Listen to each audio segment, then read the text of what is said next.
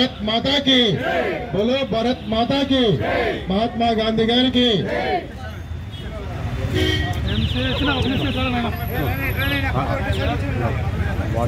मणि అది కేక్ తీసేమ్మా, మణి కేక్ తీసేసి కేక్ తీసే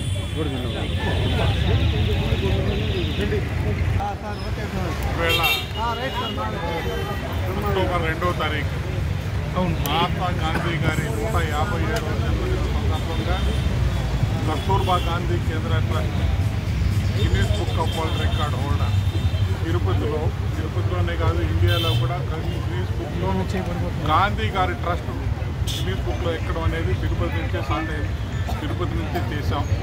ఎన్నో మంచి కార్యక్రమాలు చేస్తున్నాం. 2004 నుంచి 2025 అంటే 21 సంవత్సరాలుగా నిరంతరంగా పేదలకు సహాయం చేస్తున్నాం.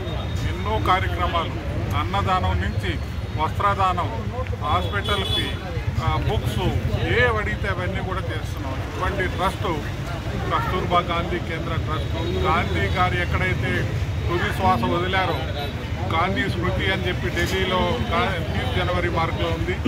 అక్కడి నుంచే వాళ్ళు గాంధీ గారి స్మృతి నుంచే ఈ యొక్క బైలాస్ తయారు చేసి మాకు తిరుపతిలో ఒక కేంద్రంగా స్థాపించారు.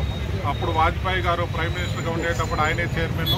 ఇప్పుడు మన ప్రియతమ నేత నరేంద్ర మోడీ గారే చైర్మన్గా ఉన్నారు.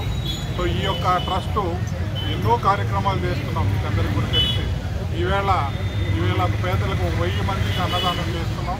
ఈ ట్రస్ట్ ద్వారా మాకు ముఖ్య అతిథిగా అజయ్ కుమార్ గారు, సామంత్ శ్రీనివాస్ గారు, అలాగే మా మిత్రులు వరప్రసాద్ గారు, మా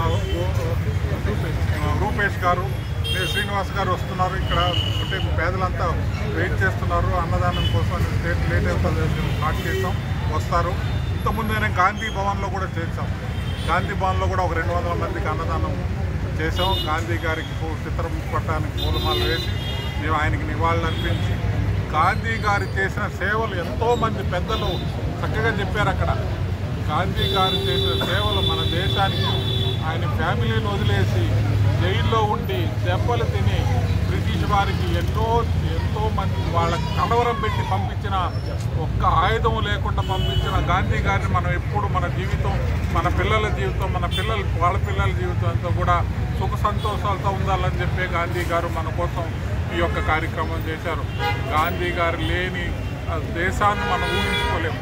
అటువంటిగా గాంధీ గారిని ఈవేళ జన్మదిన శుభ సందర్భంగా మన అందరి మధ్యలో, పేదల మధ్యలో ఈ యొక్క కార్యక్రమాలు చేస్తున్నాం. ఇటువంటి కార్యక్రమాన్ని మళ్ళీ కూడా ఇంకా తిరుపతిలో ఎన్నో మంచి కార్యక్రమాలు చేస్తున్నాం, ఇంకా కూడా కొనసాగిస్తామని చెప్పి ఓం నమో వెంకటేశ్వర.